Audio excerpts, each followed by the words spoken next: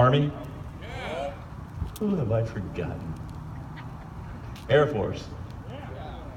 We love you guys. So for the Army people that are here, I will speak slowly and use small words. It's okay, slow. You know, in the military we say that there are only two branches in the military. You have the Army and you have the Navy. Because the Marine Corps is a cult. The Air Force is the best run company in the world. And the Coasties are our lifeguards to make sure we never get in trouble. So the good thing is that everyone's together and everyone pulls together in the military, and as much as we mock each other and tease each other, we're all in it. It's one team, one fight, and everyone here has bled for this country, and I appreciate the service that all of you have done for it, so thank you.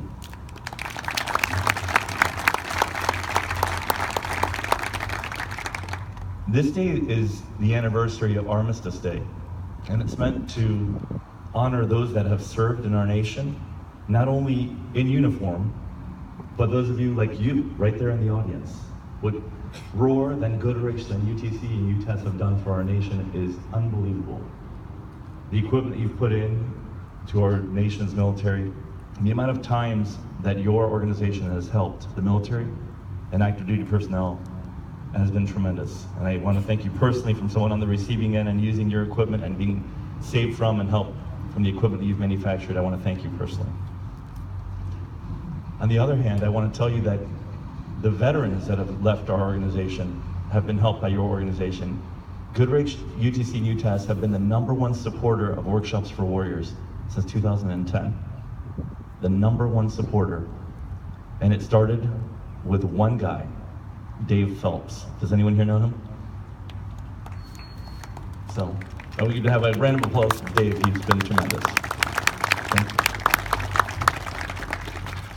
So I want to share with you a little thing about me and Workshops for Warriors and how we can all do something that has a higher purpose together. For those of you that are standing there baking under the sun, and we all served for a higher purpose. When we went in and we signed at the bottom line, we served to protect and defend the Constitution of the United States of America. And it was apolitical, right? One of the greatest things about the military is, it doesn't matter if you're Democrat, Republican, Independent, Wiccan, Jewish, it doesn't matter who you are, we all sign up and say, we will support the Constitution of the United States of America.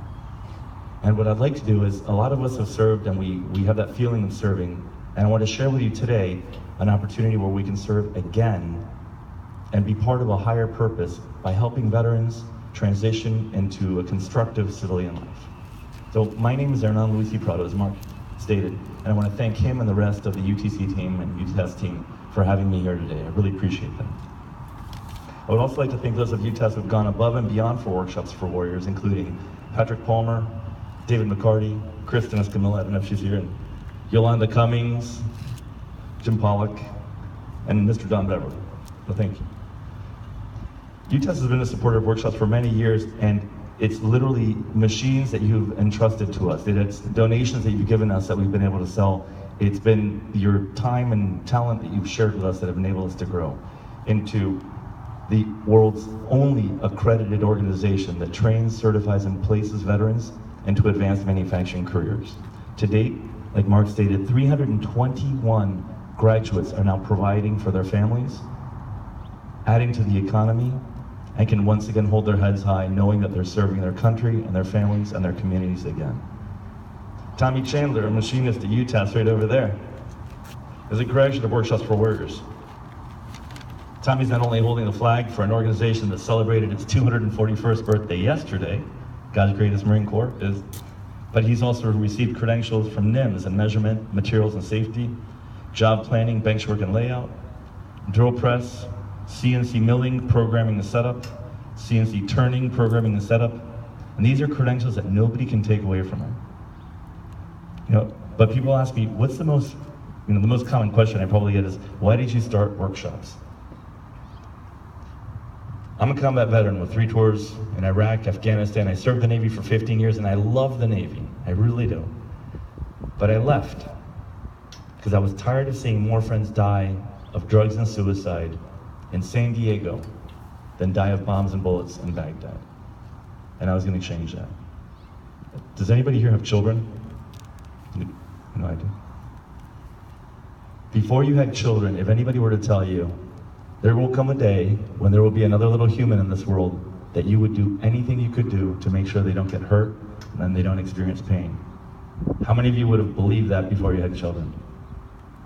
And then once you have a child, you say, there's nothing that I would do to make sure that person wouldn't get hurt. Is that true? So, I was in Iraq, and I saw these friends that I would go to combat with, and we'd come back, and every other day it seemed like there was another funeral going through our base. And I thought, my gosh, we could be caught, we could be killed, and these are the guys and gals that I've served with, that I'd gladly give them blood, I'd gladly give them my last meal, and I shared water with them. Our motto was, in our LRP team, Long Range Recon Patrol, is pack light, freeze at night. So you'd share sleeping bags, we'd literally share everything together. And I would do anything for those people. And then I came back to the US again, non-combat tour, and I would see these guys and gals just kind of drift off. But for whatever reason, I was young and mature, not connected, and I thought, well, that would never happen to me. That would never happen to me. And I think for those of you that are now veterans, we call it taking stupid pills, right? You're in the military and you have everything figured out, right? You get paid the 1st and 15th, you know what you're doing, you know who you report to, you know who reports to you, you know where you are, and then all of a sudden, you get ripped from your social fabric and you just get thrown away. And it's such a strange, unsettling feeling, and it's hard to put into words. But I think those of you that are behind a flag, I think you may share a little bit of understanding of what I'm saying. So here I was in Washington, D.C., and I'm walking around National Naval Medical Center with my boss at the time, who's Mr. Cheney, and I see all of my friends that I was serving with, and they say, hey, Doc, how are you? Doc, how are you? Can we meet up? Can we do something? And I was looking at these young men and women that had gone through boot camp with me, basic training, had gone through 3 different combat tours with me, and I'd invite them over to my house, and I try and do